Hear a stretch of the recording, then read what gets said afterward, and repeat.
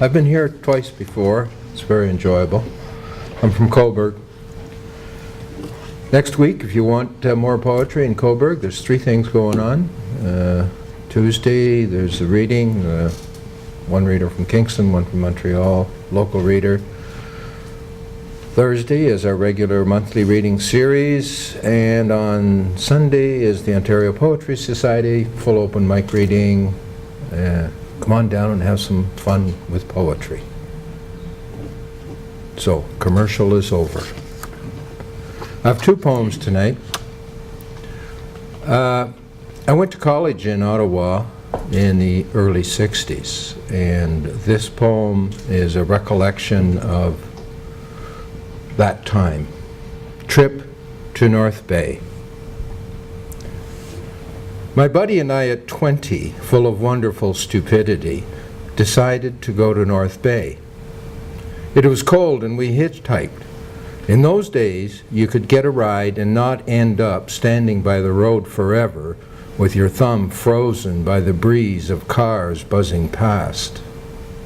We made it, but it was late and cold on the city street, with snow that never melted and that peculiar city wind that bit our asses through light pants that only stupid young people would wear.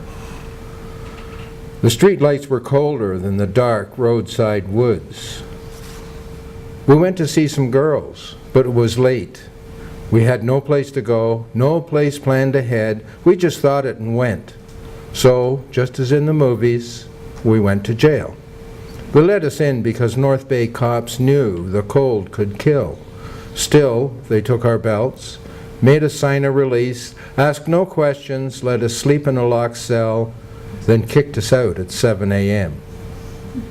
It was cold in the morning street, cold and hungry, and too early for the girls. Even we knew that.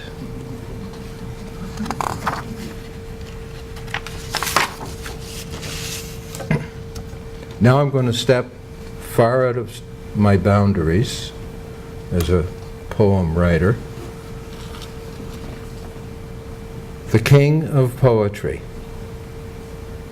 If I was the king of poetry, I would be a dictator, and you would have to listen to my chants, listen to my rants, and dance at least 3 times a day. No time for play, because I would say, listen to my wrinkled rhymes, my exploration of times, laughing in the sun, crying on the run, having fun in love. Every dove would be free to fly in the sky, because if I was the king of poetry, I would own the internet, and you can bet I would cancel every old cliche before it hit your mind, before it made you blind, and prose would be against the law. If I was the king of poetry, you would all be slaves, chanting verse, recanting ugly prose, and rhyming dictionaries would be Bibles placed in every hotel room, and doom would befall any and all who spoke or wore a cloak of unrhymed words.